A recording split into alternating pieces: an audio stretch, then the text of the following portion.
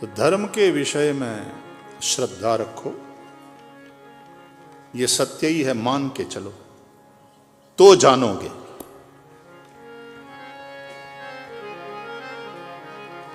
विज्ञान के क्षेत्र में मानने की बात ही नहीं, जानने के लिए विज्ञान आगे बढ़ता है, रिसर्च करता है, प्रयोग करता है, फिर जो तथ्य सामने आता है उसका स्वीकार करता है। वो मान्यताओं पर आधार नहीं रखता। हाँ, थोड़ी कल्पना कर सकता है साइंटिस्ट कि ऐसा करने से ऐसा हो सकता है, यह संभव है, लेकिन स्वीकार तब तक नहीं करेगा जब तक रिसर्च के द्वारा वो प्रूव न हो जाए, प्रयोगों के द्वारा प्रूव न हो जाए, तब तक स्वीकार नहीं। अपना कोई रिसर्च पेपर वो साइंटिस्ट देता भी है, कहीं पब्लिश हो भी जाए तो उसको चैलेंज करने वाले बहुत से लोग होते हैं।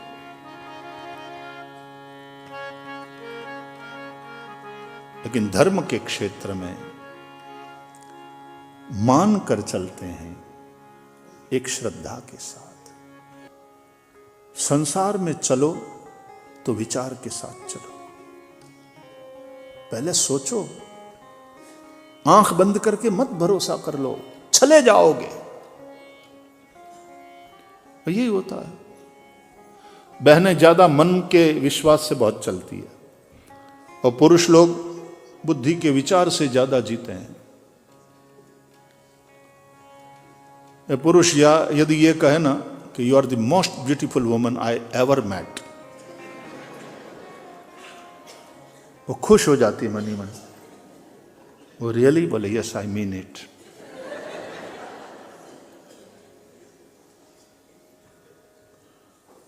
उस बेचारी को पता नहीं है कि तू 25वीं है जिसको ये वाक्य बोल रहा है। सभी पुरुषों की बात नहीं है,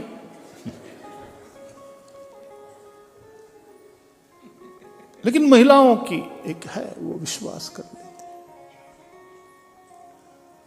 विश्वास की भी जरूरत है, विचार की भी जरूरत है, लेकिन जहां विश्वास करना चाहिए वहां तुम विचार करते हो, और जहां विचार करना चाहिए वहां तुम विश्वास करते हो। धोखा इसलिए होता है। विचार करना चाहिए संसार की बातों में, व्यवहार की बातों में विचार पूर्वक चलना चाहिए, वहां विश्वास कर लेते हो तो धोखा खाते हो। और जब धर्म की बात आए, ईश्वर की बात आए, तो विश्वास करना चाहिए, लेकिन वहां तुम विचार करते हो, वहां तुम बुद्धि लगाते हो, तर्क करते हो। और तुलसीदास जी कहते हैं ब्रह्म अतर्क बुद्धि मन बानी, ब्रह्म मन वाणी बुद्धि से अतर्क है। उपनिषद कहते हैं यतो वाचो निवर्तन्ते अप्राप्य मनसा सह।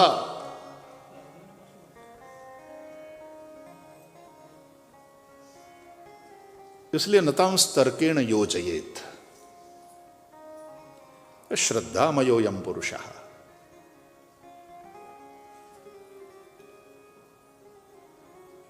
तो तर्क नहीं करना चाहिए ना।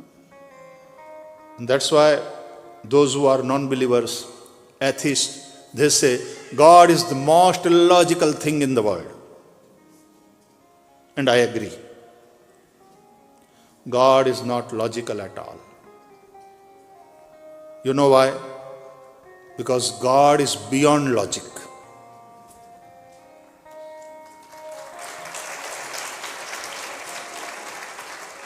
वो तर्क का विषय नहीं है। तो जहां विश्वास करना चाहिए वहां हम विचार करते हैं, और जहां विचार करने की आवश्यकता है संसार के व्यवहार में, वहां विश्वास कर लेते हैं बिना सोचे समझे। तो मार खाते हैं। इसलिए न तो अध्यात्म के जगत में हम आगे बढ़ पाते हैं, न तो व्यवहार जगत में हम आगे बढ़, क्योंकि धोखा खाते हैं। तो बुद्धि और मन दोनों की जरूरत है, दोनों भगवान को समर्पित करना। श्रीमद् भागवत की दृष्टि से कहूं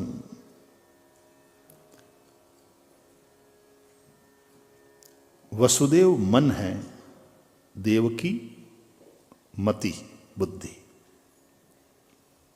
दोनों का विवाह। रामायण की दृष्टि से कहें तो शिव मन है और सती मति, मति बुद्धि। इसलिए भागवत में आचार्यों ने समझाया कि विशुद्ध मन का नाम ही वसुदेव है। लिखा है सत्वम विशुद्धम वसुदेव शब्दितम। विशुद्ध सत्व यानी मन को वसुदेव बोलते हैं और देवमयी बुद्धि का नाम देवकी है। उससे परमात्मा श्री कृष्ण का प्रागट्य है। फर्क केवल इतना सावधानी ये रखनी है, let your intellect follow your mind, let your thoughts follow your emotions as far as your spiritual life is concerned. But let your emotions follow your thoughts.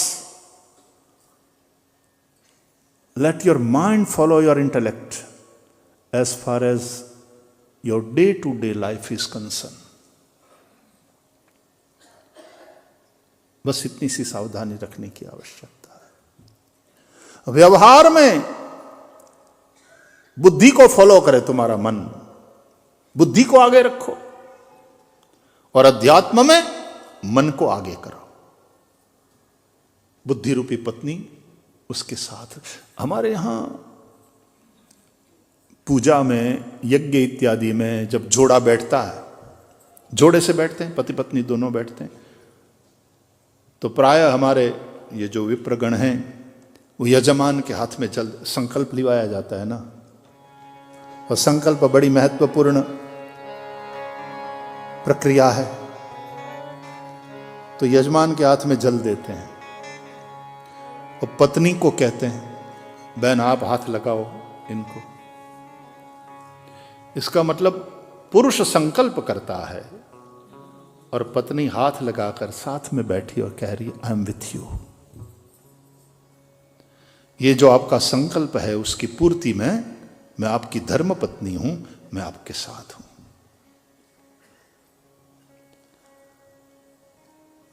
अध्यात्म के विषय में मन आगे हो, बुद्धि उसको फॉलो करे, मन एक विश्वास के साथ बढ़े, बुद्धि उसका साथ दे। मन का भरोसा कान पर ज्यादा है, यानी सुनी हुई बात पर भरोसा करता है। बुद्धि का भरोसा आंख पर ज्यादा है। बुद्धि सुनी हुई बात पर नहीं, देखी हुई बात पर ज्यादा भरोसा करती है। इसलिए संसार में, व्यवहार में आंख पर ज्यादा भरोसा करो और अध्यात्म में कान पर। ये जो रोज 3.5 घंटा आप बैठ करके क्या करते हो, और जो सुनाई दे रहा है शास्त्रों की बातें हैं, संतों की बातें हैं, वेदों की बातें हैं, उसमें विश्वास करते हो। यह श्रवण भक्ति है। श्रद्धा, आदौ श्रद्धा, श्रद्धावान लभते ज्ञानम। श्रद्धा किसको कहते हैं? बोले शास्त्रों और संतों की वाणी 100% सत्य है, ऐसी दृढ़ निष्ठा को श्रद्धा कहते हैं।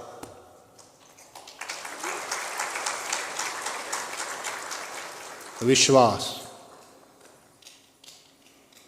बोले अंधा विश्वास। ये सही है क्या? धर्म के क्षेत्र में भी अंधा विश्वास, लोग छले जाते हैं, धोखा खाते हैं। ऐसे कई लोग आ जाते हैं धर्म के क्षेत्र में, छलते हैं लोगों को, लोगों की भावनाओं के साथ खेलते हैं। और दुखी तो सारा संसार ही है, तो बेचारे कोई ना कोई रेमेडीज के लिए जाते हैं वहां, फिर धोखा खाते हैं। अंधा विश्वास। पहली बात, विश्वास वो है जो त्रिलोचन है, क्योंकि विश्वास यानी शिव, शिव के 3 नेत्र है। 2 नेत्र वाले को अंधा नहीं कह सकते, 3 लोचन वाले को अंधा कहने की हिम्मत हम कैसे कर सकते हैं। वास्तव में ज्ञान रूपी तीसरा चक्षु जिसका खुल गया हो वही शिव है, वही विश्वास। अनुभव, ज्ञान और उससे फिर एक विश्वास। तुलसीदास जी कहते हैं जाने बिनु न होई प्रतीति और बिनु प्रतीति होई नहीं प्रीति। बिना जाने प्रतीति यानी विश्वास नहीं होता। लेकिन फिर सुनो, श्रद्धा पूर्वक सुनो, मन दे करके सुनो। तात सुनहु सादर मन लाई, बुद्धि लाई ऐसा नहीं बोला। तात सुनहु सादर मन लाई। कथा मन से सुनना होता है। शिव जी ने कथा सुनी जब अगस्त्य मुनि ने सुनाया, यानी मन ने सुनी, मनः पूर्वक एकदम अटेंटिव होकर के सुनो, श्रद्धा के साथ सुनो। तो श्रद्धा ये मानना है, ये दृढ़ निष्ठा रखना है कि शास्त्रों और संतों की बातें 100% सत्य है। उनको कहां अपनी दुकान चलानी थी, उन्होंने जो कुछ कहा है हमारे कल्याण के लिए कहा है। इसलिए आदौ श्रद्धा। धर्म अध्यात्म की यात्रा करना चाहते हो तो सबसे पहले चाहिए श्रद्धा। इसलिए पितरों से ये मांगा गया नांदीमुख श्राद्ध में, श्रद्धा च नो मां व्यगमत। क्या अद्भुत कर्मकांड है।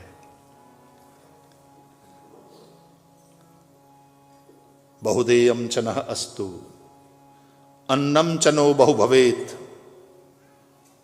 याचितारश्च नः सन्तु श्रद्धा च नो मां व्यगमत्।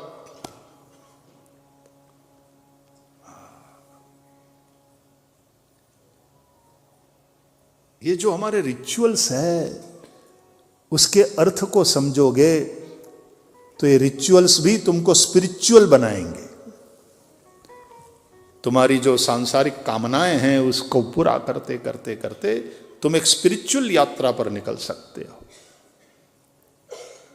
तो विथ रिचुअल्स आगे बढ़ो स्पिरिचुअल बनने के। क्योंकि आद्य शंकराचार्य भगवान के अनुसार भी वैदिक जो कर्म है वो करते करते ही चित्त शुद्ध होता है, और चित्त शुद्ध होता है तब ही उसमें ज्ञान का प्रकाश संभव है। इसलिए वैदिक कर्मकांड का यानी पूजा पाठ यज्ञ इत्यादि का, पितरों के श्राद्ध इत्यादि का महत्व है। राम जन्म हुआ तो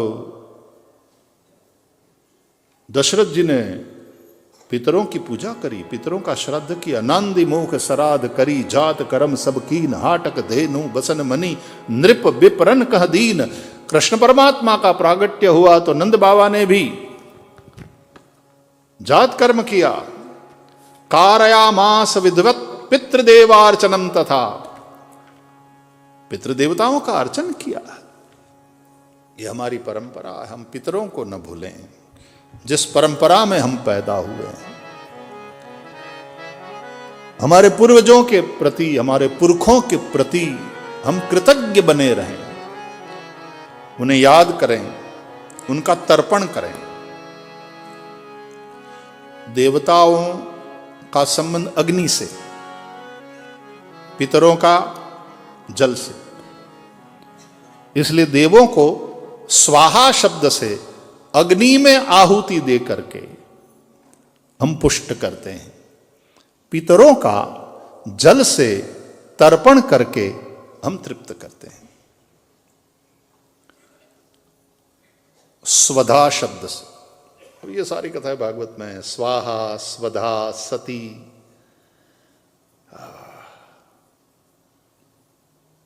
देखो ये आपको बता दे रहे हैं भैया कि आपके रोज के 3 घंटा में पूरी पूरी भागवत तो हम सुना नहीं पाएंगे, हमारे बस की बात नहीं है। और किसी ज़माने में 2-2 सत्र में कथा करते थे, तब सुना थोड़ा पाते थे। अब तो और मुश्किल हो गया। एक तो एक ही सत्र की कथा, और फिर व्यासपीठ है, विस्तार हो ही जाता है। तो कहीं व्यास और कहीं समास,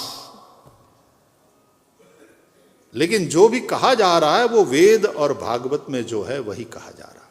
ये बात आप पक्का समझ लीजिए।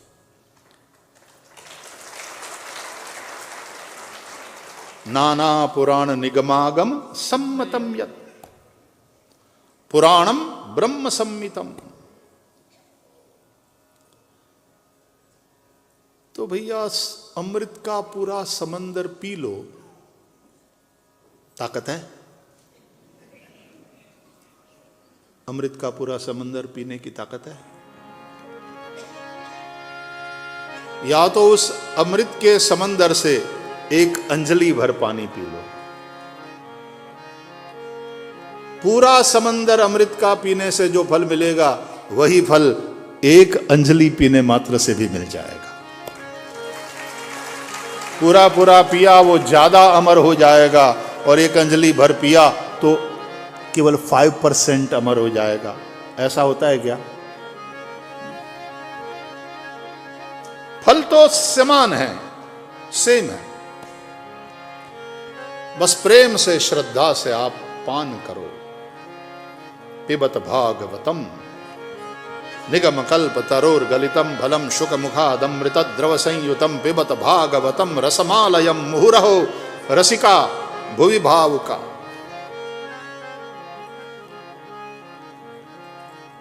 पियो तव कथामृतम तप्त जीवनम तव कथामृतम तप्त जीवनम कविभिरीडितम्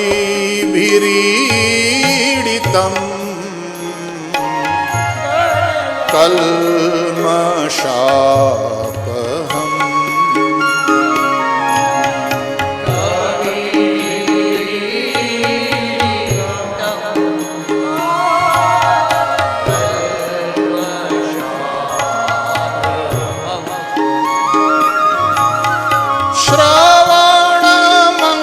श्रवणमङ्गलम् श्रीमदाततम्